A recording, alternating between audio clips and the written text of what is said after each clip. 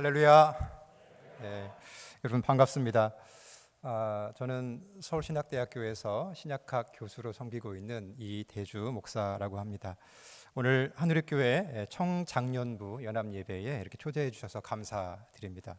먼저는 우리 윤창용 담임 목사님 그리고 당회에 감사드리고 또 모든 성도님 청장년 분들께 감사를 드립니다. 여러분 잘 아시는 선임 부목이신 정영호 목사님과는 오랜 친구 사이입니다. 제가 좀 더 늙어 보이긴 하는데 네, 그렇습니다.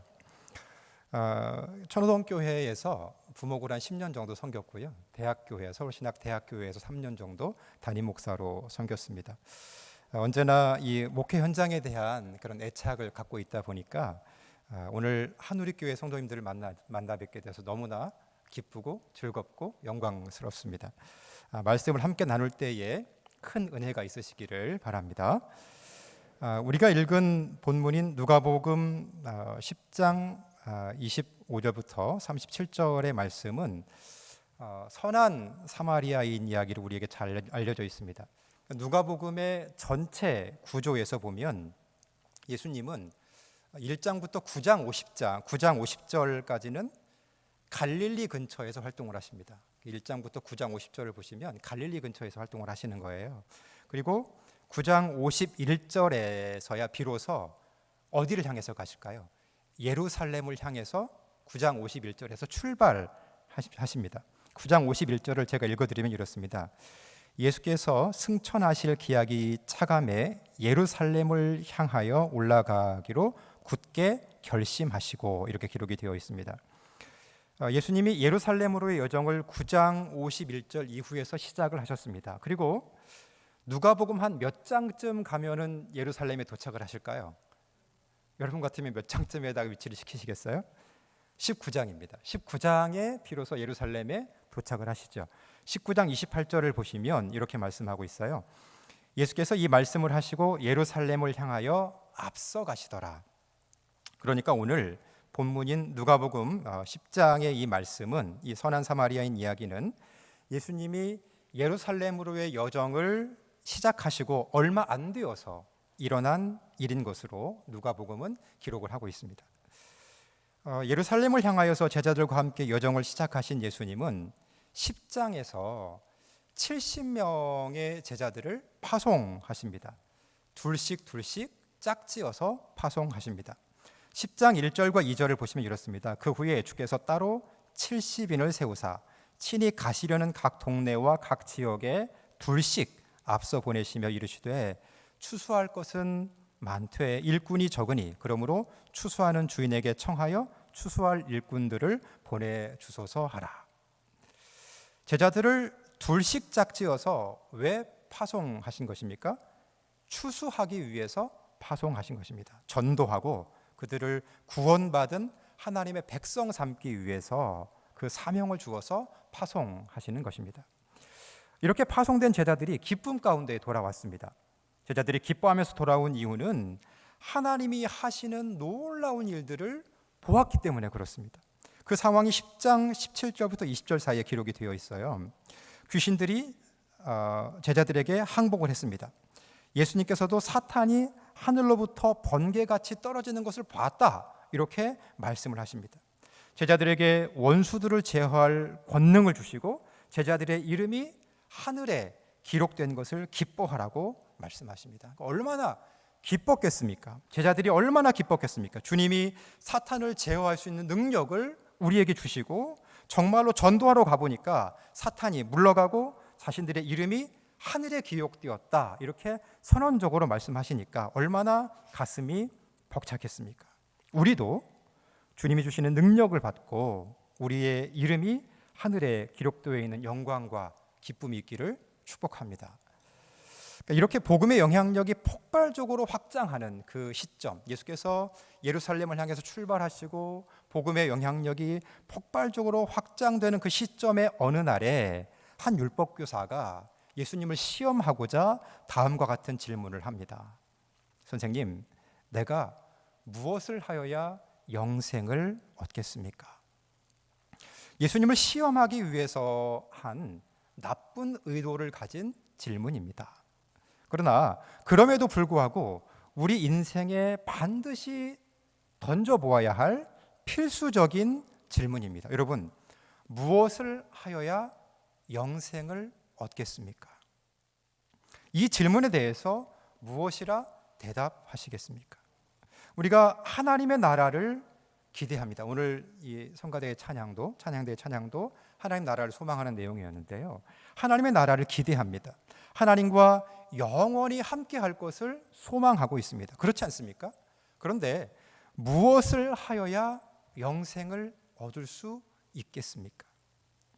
이 질문을 만약에 바울에게 했다면 바울 선생님은 예수님을 믿음으로 의로워진다 이렇게 답변을 했을 것입니다. 예수님을 믿으면 구원받고 영원한 생명을 얻을 수 있습니다. 이런 답변을 했을 것입니다.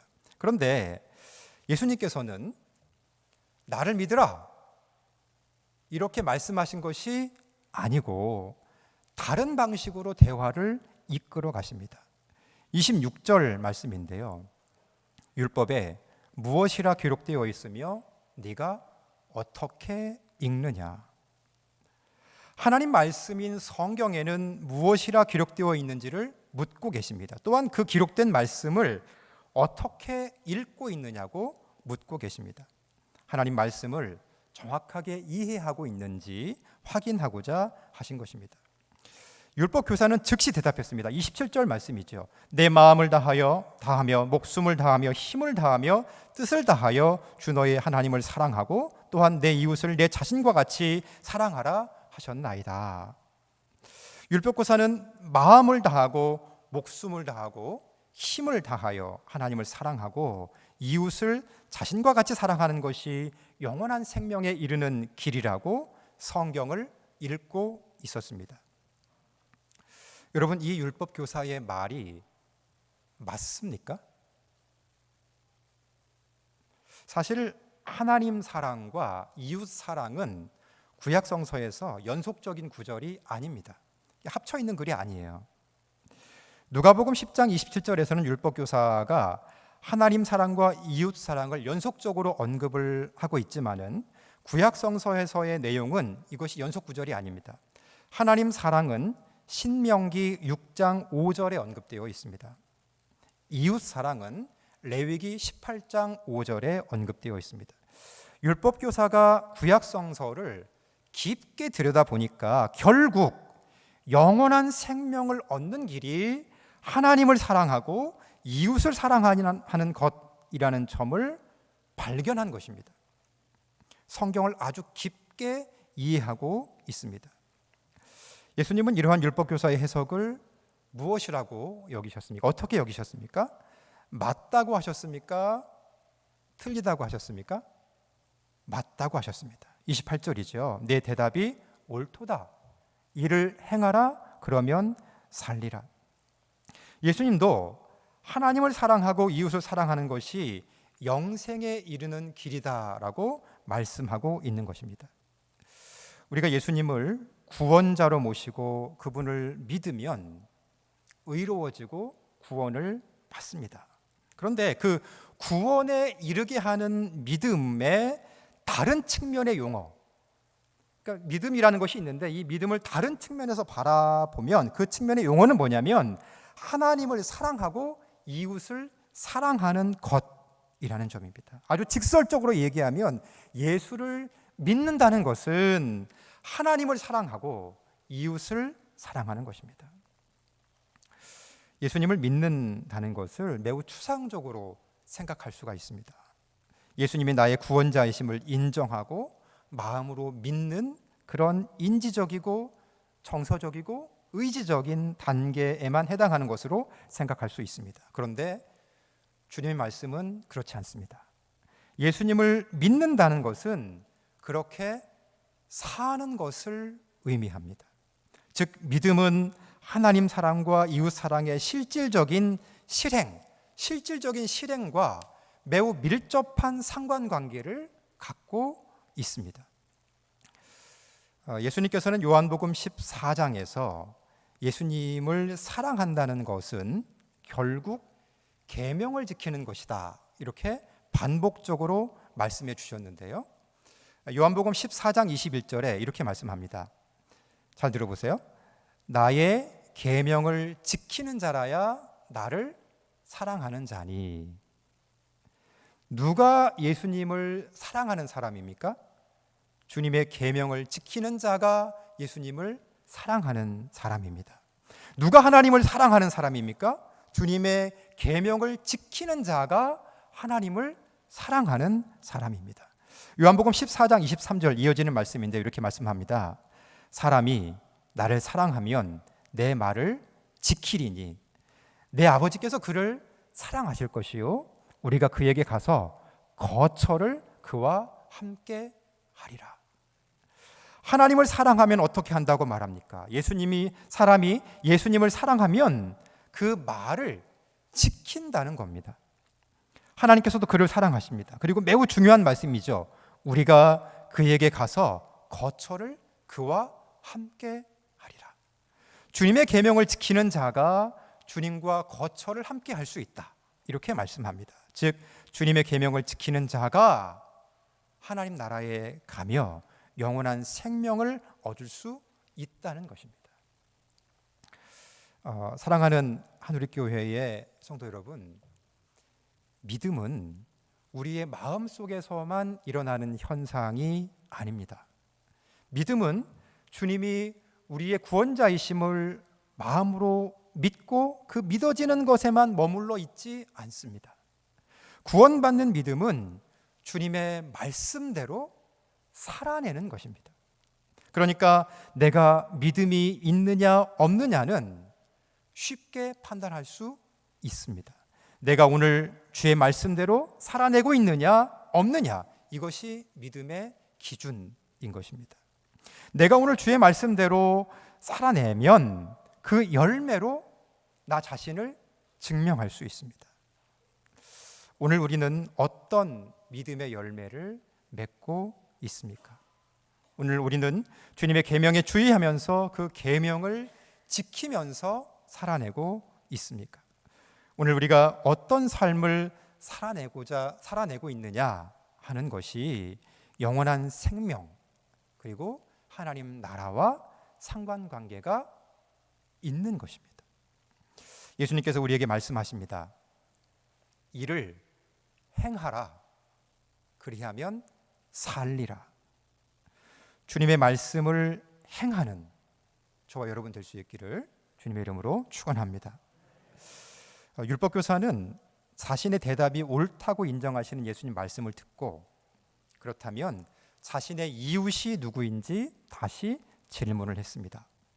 29절에 보시면 그 사람이 자신을 옳게 보이려고 예수께 여짜오되 그러면 내 이웃이 누구니까? 라고 기록되어 있는데요. 율법교사는 아마도 자신이 잘하고 있다고 생각되었던 것 같습니다. 이만하면 잘하고 있지라고 생각하면서 자신의 의로움을 드러내고자 하는 의도가 있었습니다.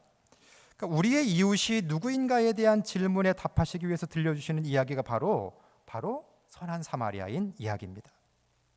어떤 사람이 예루살렘에서 여리고로 내려가다가 강도를 만났습니다. 제가 그림을 한 장 부탁을 했는데 혹시 있으면 좀 보여주시죠. 제가 그린 그림이에요. 예루살렘은 고도 한 800m 정도에 이렇게 이제 위치해 있습니다. 우리나라의 평창하고 좀 비슷한 고도에 있는 것이죠. 그런데 그림에서 보시듯이 여리고는 바다보다도 한 300m 정도 아래에 위치해 있습니다. 그러니까 예루살렘에서 여리고로 어떻게 하는 거예요? 내려가는 겁니다. 내려가는 길입니다. 다윗이 압살롬의 반역을 피해서 도망쳤을 때 이 길을 이용했습니다. 주전 586년에 바벨론에 의해서 예루살렘이 함락당하고 시드기야 왕이 바벨론의 군사에게 잡혀서 이송될 때에도 이 길을 걸었습니다. 예루살렘에서 여리고로 가는 길은 험하고 어려웠습니다. 위험했습니다. 1세기에는 로마 제국의 세금을 내지 못하는 사람들이 이곳에서 강도짓을 일삼기도 했습니다. 그러니까 어떤 사람이 그 길을 가다가 강도를 만났고 강도들은 그의 옷을 벗기고 때려서 거의 죽게 된 상태로 버려둔 것입니다. 한 제사장이 그 길로 내려가다가 강도 만난 사람을 발견했습니다. 그런데 이 제사장은 강도 만난 사람을 피하여 지나갔습니다. 누가복음 10장 31절에서 이 장면을 이렇게 묘사합니다. 보고 피하여 지나갔다. 보고 피하여 지나갔다. 봤는데 피해서 지나가 버렸다는 것입니다. 어떤 사람이 강도 만나는 것을 인지한 것이 분명합니다. 분명히 봤습니다. 그런데 그 사람을 향해서 이웃 사랑으로 대응을 하지 않았습니다. 이 제사장은 아마도 예루살렘 성전에서 자신의 순번에 따라서 자신의 이 제사장으로서의 직분을 마치고 집으로 돌아가는 길이었을 것입니다. 반차를 따라서 순번제로 제사장직을 수행하고 집이 아마도 여리고 근처였던 것 같아요. 그래서 여리고로 돌아가는 길이었을 것입니다. 제사장은 제사 중에 하나님을 직면했을 것입니다. 하나님께 예배했을 것입니다. 그러나 집으로 돌아가는 길에 만난 이 강도 만난 사람을 그냥 지나쳐 버렸습니다. 현대적 상황에서 보면 주일에 교회 다녀오다가 어려움에 처한 사람을 봤는데 그냥 지나쳤다는 것입니다. 봤지만 피하고 지나쳤다는 것입니다. 그 뒤에 레위인도 왔습니다. 레위인도 역시 반차를 따라서 예루살렘 성전에서 자신의 직무를 수행하고 집으로 돌아가는 길이었을 것입니다. 그도 역시 예루살렘 성전에서 하나님을 대면하고 집으로 오는 길에 강도 만난 사람을 봤지만 피하고 지나갔습니다. 처음에 예수님께 자신의 이웃이 누구입니까? 라고 물었던 사람이 누구입니까? 누가 예수님께 이 질문을 했지요? 율법 교사가 했습니다. 아마도 제사장과 레위인들은 율법 교사의 이웃이었을 것입니다. 율법 교사와 제사장 및 레위인들은 이른바 동종업계 종사자들 아니겠습니까? 같은 업종에 종사하는 종교인들이었습니다. 서로 가까운 사이였을 것입니다. 율법 교사는 아마도 제사장이나 레위인들이 자신의 이웃이라고 생각을 했을 것입니다. 번듯하고 잘 나가고 모든 면에서 부족함이 없는 그런 사람, 어느 정도의 사회적인 지위가 확보되고 자신에게 유익을 줄 수 있는 그런 사람을 이 율법 교사는 자신의 이웃이라고 생각할 수 있었습니다. 그러나 예수님은 누가 우리의 이웃인지를 설명하면서 이 제사장과 레위인의 실체를 분명히 보게 하셨습니다. 그들은 내가 강도 만난 사람처럼 어려움에 처했을 때에 나를 보고 피하여 지나갈 사람이라는 것입니다. 내가 이웃이라고 생각하고 있는 그 번듯한 사람은 어쩌면 내가 어려움에 처해 있을 때에, 내가 강도 만났을 때에 나를 보고도 피하여 지나갈 수 있다는 것이다. 이것이 예수님의 메시지입니다. 예수님은 이 이야기 속에서 뜻밖의 사람을 등장시키십니다. 바로 한 사마리아 사람입니다. 예수님께서 이야기해 주신 내용을 보면 제사장과 레위인이 지나간 후에 그 뒤에 사마리아인이 지나가는 것으로 말씀을 하십니다. 그런데 그것에는 아주 특별한 의미가 있습니다. 예수님께서 예루살렘을 향해서 처음 출발하신 사건이 어디에 언급되어 있다고 말씀드렸습니까? 네, 누가복음 9장 51절에 언급되어 있다고 말씀드렸죠. 그렇게 예수님께서 예루살렘을 향해서 가시기로 결심하시고 사자들을 앞에 보내셨는데 그들이 어디로 들어갔냐면 사마리아인의 한 마을로 들어갔습니다. 그 내용이 9장 52절 이하에 언급되어 있습니다. 본문을 제가 잠깐 읽어드릴게요. 한번 잘 들어보세요. 예수께서 승천하실 기약이 차감해 예루살렘을 향하여 올라가기로 굳게 결심하시고 사자들을 앞서 보내심에 그들이 가서 예수를 위하여 준비하려고 사마리아인의 한 마을에 들어갔더니 예수님께서 예루살렘을 향하여 가시기 때문에 그들이 받아들이지 아니하는지라 제자 야고보와 요한이 이를 보고 이르되 주여 우리가 불을 명하여 하늘로부터 내려 저들을 멸하라 하기를 원하시나이까? 예수께서 돌아보시며 꾸짖으시고 함께 다른 마을로 가시니라. 사마리아인들은 예수님이 예루살렘을 향해서 가신다라는 소식을 듣고 마을에 받아들이지 않았습니다. 예수님이 지나가시는데 예수님을 거절한 사마리아 사람을 향해서 야고보와 요한은 화가 요만큼 났습니다. 주님, 우리가 불을 명해서 하늘로부터 내려 저들을 멸하라 하기를 원하시나이까? 야고보와 요한은 사마리아 사람들이 불쾌했습니다. 하늘에서 불이 떨어져 멸망해버리기를 원했습니다. 예수님께서는 사마리아 사람들을 증오하는 제자들을 꾸짖으셨습니다. 잘 아시듯이 유대인들은 사마리아 사람들을 싫어합니다. 민족의 정통성을 버리고 이방 민족과 혼혈을 했기 때문입니다. 그런데 그들이 예수님 일행을 영접하지 않자 예수님의 제자들이 더욱 화가 났습니다. 사마리아인들이 멸망해 버렸으면 좋겠다, 이런 생각을 제자들이 갖고 있었던 것입니다.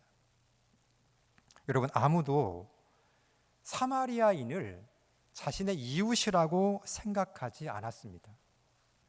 율법교사는 물론이고요, 제자들도 자신들의 이웃이라고 생각하지 않았습니다.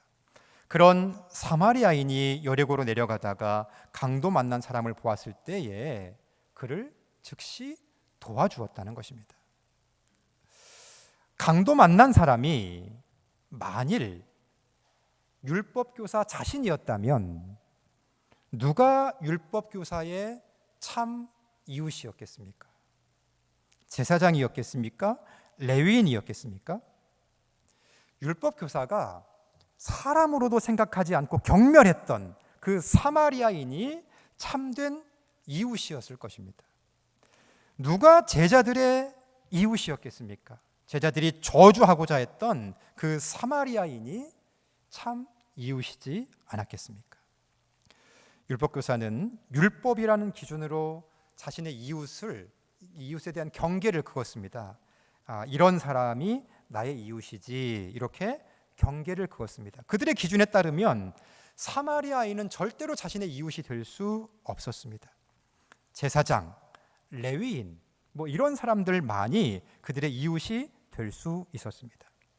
제자들은 사마리아인들에게 화가 나 있었고요, 그들에게 저주를 퍼붓고자 했습니다. 사마리아인은 제자들에게도 조차 이웃이 아니었습니다. 감정적으로 별로 유쾌하지 않았던 그들을 이웃으로 생각하지 않았습니다. 그러나 예수님의 생각은 달랐습니다. 그 사마리아 사람이 강도 만난 자의 참 이웃이고 너희의 참 이웃이라는 것입니다. 그러니까 우리는 우리의 이웃의 범주를 우리에게 친절하고 우호적인 그러한 사람으로 한정하지는 말아야 합니다. 이웃의 범주를 우리에게 익숙하고 도움이 될 것 같은 그런 사람들로 제한하지 말아야 합니다. 우리 교회 사람들만 우리의 이웃인 것이 아닙니다. 그렇게 이웃의 범주를 제한하는 것은 율법교사가 제사장과 레위인으로 이른바 같은 공동체의 사람들로 이웃의 범위를 규정하는 것과 같습니다. 우리가 도저히 이웃이라고 생각할 수 없는 그 사람도 우리의 이웃이고, 우리가 도저히 용납할 수 없는 그 사람도 바로 우리의 참 이웃입니다. 예수님을 믿는다는 것은 곧 하나님을 사랑하고 이웃을 사랑하는 것이라고 주님께서 말씀해 주셨습니다. 그런데 뜻밖의 그 이웃은 우리가 도저히 이웃이라고 생각할 수 없는 그 사람이 우리의 참 이웃일 수 있으며, 우리가 도저히 용납할 수 없는 그 사람이 바로 우리의 참 이웃일 수 있다라는 것을 보여주십니다. 저와 여러분의 이웃은 누구입니까? 상황이 각각 다르시겠지만은 주님께서 주님께서 보여주시는 참 이웃을 발견하시고 그들과 주님 안에 정말 아름다운 교제가 있으시기를 축복합니다.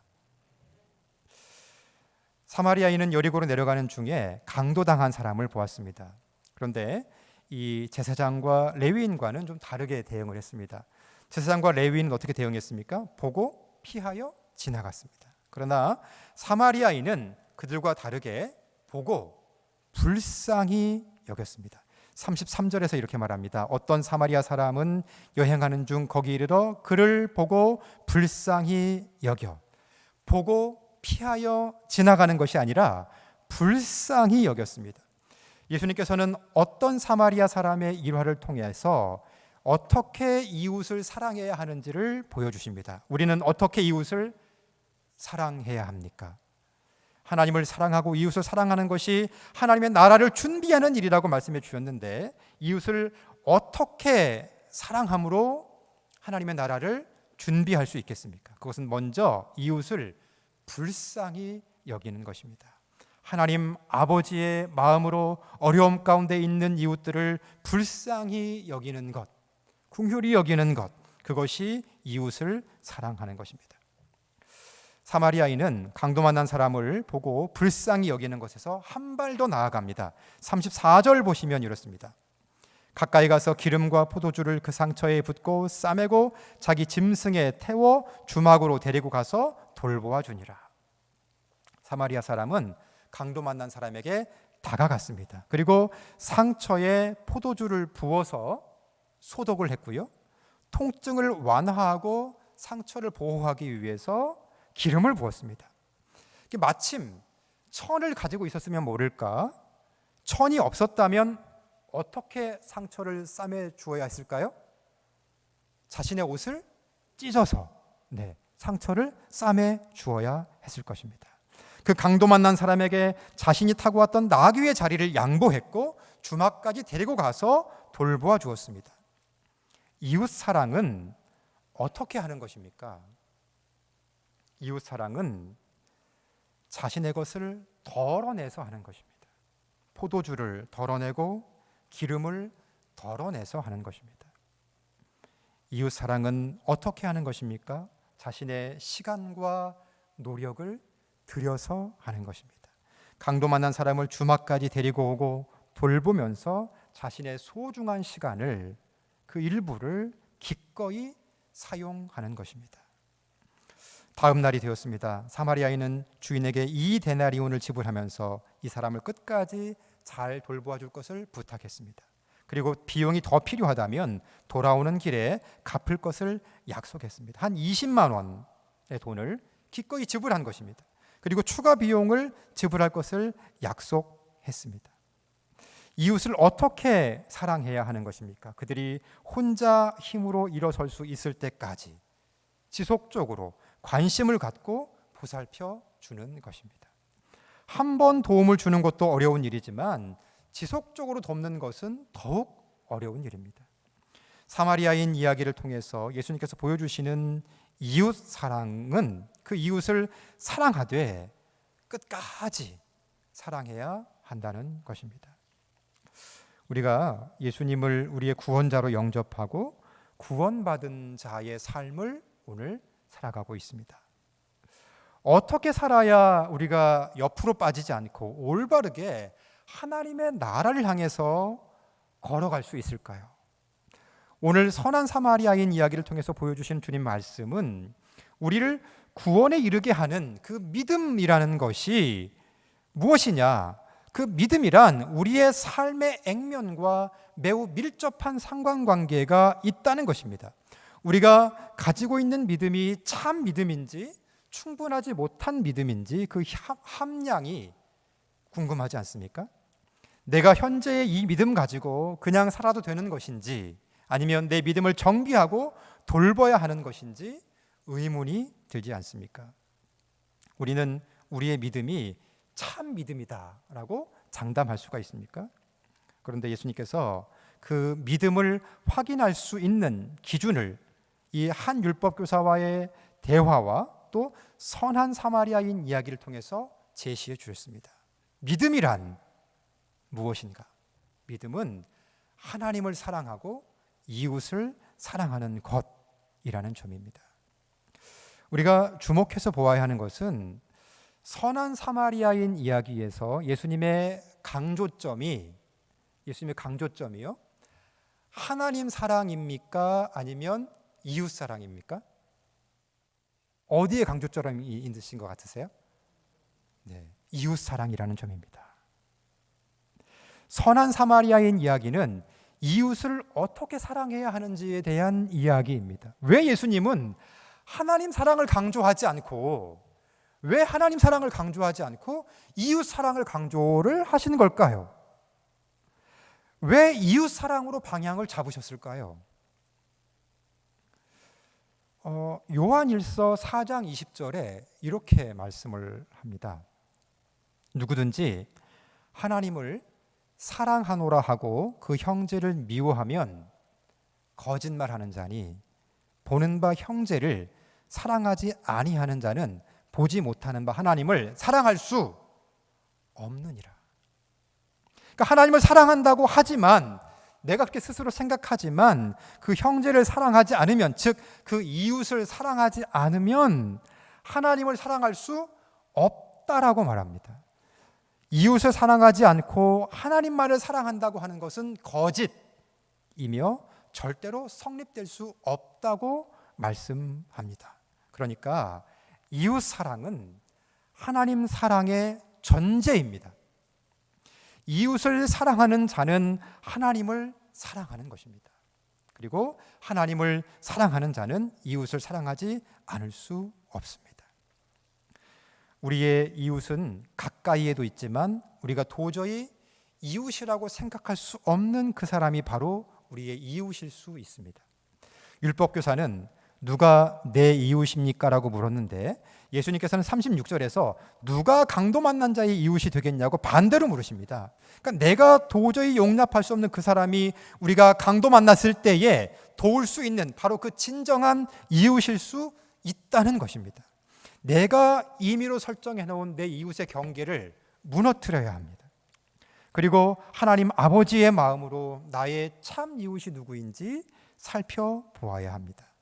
내가 마음을 닫았던 그 사람이 나의 참 이웃일 수 있습니다.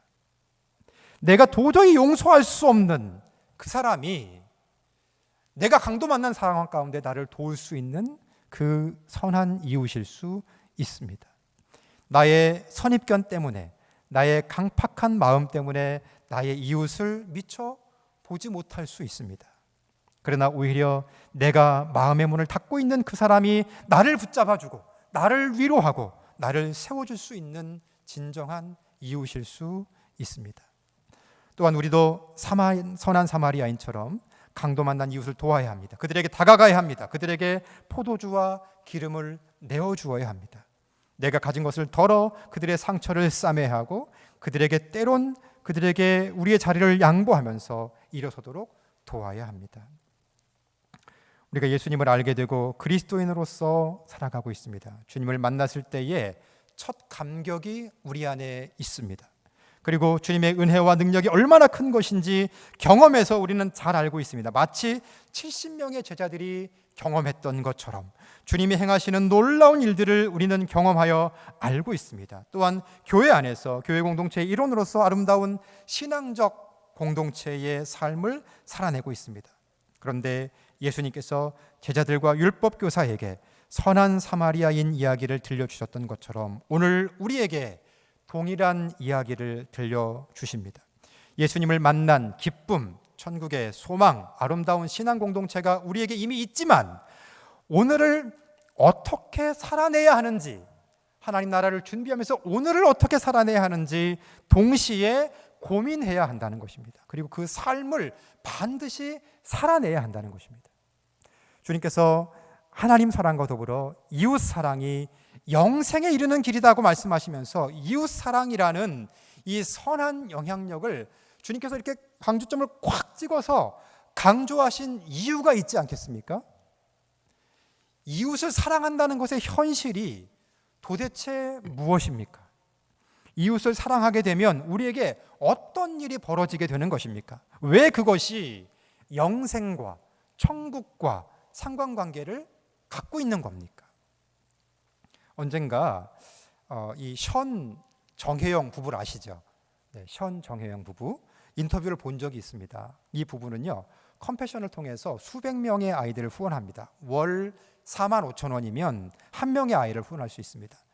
100명을 후원하려면 100 곱하기 45,000 하시면 됩니다. 그런데 그보다 훨씬 많은 아이들을 후원하고 있습니다. 그런데 정작 본인은요, 집을 사지 않고 전세를 살고 있었습니다. 아이들을 후원하는 데에 월 수입의 많은 부분을 사용하고 있었습니다. 그들은 왜 그렇게 결정하고 그런 삶을 살까요? 이웃을 사랑하면서 자신의 선한 영향력을 흘려보내면서 경험하게 되는 말로 표현할 수 없는 놀라운 은혜와 감동과 천국의 기쁨이 그들 가운데에 있지 않을까요?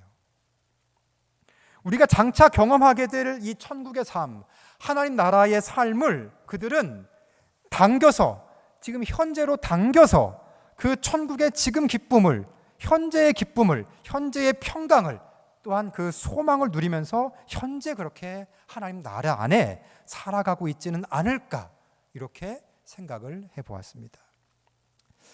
누가복음서에 따르면 70명의 제자들이 주님의 권능을 체험한 후 어떻게 하여야 영생을 얻을 수 있냐는 율법교사의 질문에 대한 답변으로 선한 사마리아인 이야기가 진술됩니다.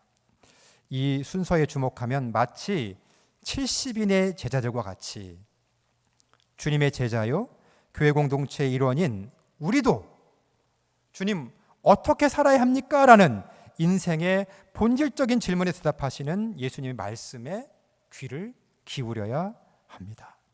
오늘 우리는 어떻게 살아야 하나님 나라에 이르는 온전한 길을 걸으면서 살아갈 수 있습니까? 이웃을 내 스스로 제한하지 말고 하나님께서 조명해 주시는 그 이웃을 발견하고 그들과 화평하며 선한 영향력을 흘려보내야 합니다.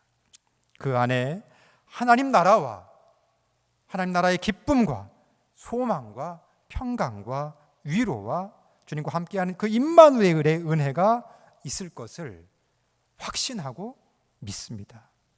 그러니까 이웃 사랑이라는 선한 영향력, 이웃 사랑이라는 선한 영향력 안에 담겨 있는 하나님 나라의 그 놀라운 비밀을 경험해서 오늘 천국의 삶을 살아가는 여러분과 제가 될 수 있기를 주님의 이름으로 축복합니다.